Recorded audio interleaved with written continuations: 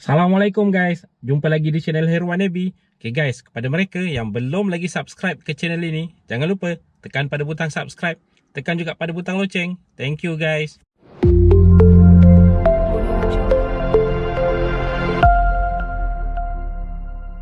BPR 2021 ataupun nama penuhnya Bantuan Prihatin Rakyat 2021.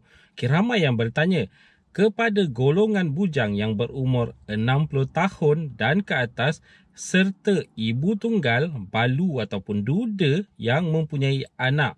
Okey, mereka ini dikategorikan dalam kategori yang mana?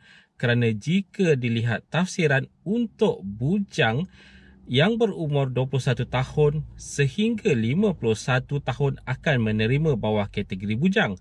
Jadi apa jadi kepada bujang yang berumur 60 tahun dan ke atas? Okey, untuk pengetahuan semua, bagi anda yang berstatus bujang, maksudnya belum pernah berkahwin dan berumur 60 tahun serta ke atas, anda sebenarnya berada di dalam kategori isi rumah.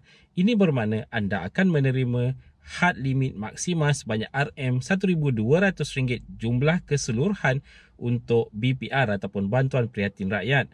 Dan untuk balu, untuk duda yang mempunyai anak juga, mereka adalah berada di bawah kategori isi rumah. Dan yang melayakkan anda untuk mendapat lebih adalah jika anda mempunyai anak yang berumur kurang daripada 18 tahun ke bawah ataupun berumur atas 18 tahun untuk anak yang masih lagi belajar. Okey, ini bermakna untuk hujung Februari 2021 ini, pembayaran fasa pertama, mereka yang akan menerima RM300 yang berada dalam kategori isi rumah adalah mereka yang sudah berkahwin sama ada ataupun tiada anak, kemudian ibu atau bapa tunggal, balu, janda, duda yang mempunyai anak, ataupun bujang termasuk orang kurang upaya berumur 60 tahun dan ke atas. Okey, golongan-golongan ini akan menerima fasa pertama sebanyak RM300. Okey, bagi mereka yang dikategorikan sebagai bujang pula, mereka akan menerima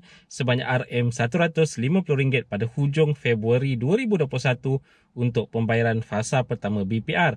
Okey, mereka ini adalah bujang atau ibu atau bapa tunggal, balu, janda, duda yang tiada anak, serta mereka ini had umur 21 tahun hingga 59 tahun atau orang kurang upaya berumur di antara 18 tahun hingga 59 tahun. Jadi kesemua mereka ini akan menerima sebanyak RM150 pada hujung Februari 2021. Okey, sebagai rumusan bagi mereka yang tidak lagi mengetahui berkaitan dengan jumlah keseluruhan BPR 2021. Okey, untuk kategori isi rumah, mereka yang berpendapatan di bawah RM2,500, tiada anak ataupun sekurang-kurangnya satu orang anak akan menerima sebanyak RM1,200. Jika mereka mempunyai dua orang atau lebih anak, mereka akan menerima sebanyak RM1,800.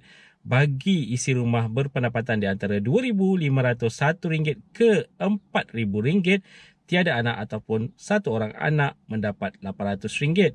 Jika mempunyai lebih daripada dua orang anak ataupun sekurang-kurangnya dua orang anak, mereka akan menerima sebanyak RM1,200. Okay, untuk isi rumah berpendapatan di antara RM4,001 ke maksimum RM5,000. Dan jika tiada anak ataupun satu orang anak, mereka akan menerima sebanyak RM500. Dan jika mempunyai dua orang atau lebih anak, mereka akan menerima sebanyak RM750. Dan mereka yang berkategori bujang berpendapatan RM2,500 dan ke bawah, jumlah keseluruhan bantuan adalah RM350. Sebagai rujukan, semakan, kemaskini maupun permohonan baru boleh dibuat di laman sesawang BPR iaitu bpr.hasil.gov.my. Harap maklum, untuk membuat semakan maupun kemaskini, anda perlu log masuk terlebih dahulu. Pastikan anda sudah pun mempunyai ID dan juga password. Jika belum, anda perlu mendaftar terlebih dahulu di laman sesawang tersebut. Untuk memohon baru, tiada log masuk diperlukan. Anda boleh terus klik pada butang permohonan baru. Kepada mereka yang pernah menerima BSH 2020 ataupun BPN 2.0, anda secara automatik layak untuk menerima BPR 2021. Hanya kemas kini perlu dilakukan, itu pun jika ada perubahan maklumat. Dan harap maklum juga, permohonan serta kemas kini akan dibuka sehingga 15 Februari 2021. Okay guys, itu saja perkongsian di dalam video pada kali ini. Jika anda ada sebarang komen, sebarang pertanyaan, anda boleh tinggalkan di ruangan komen di bawah.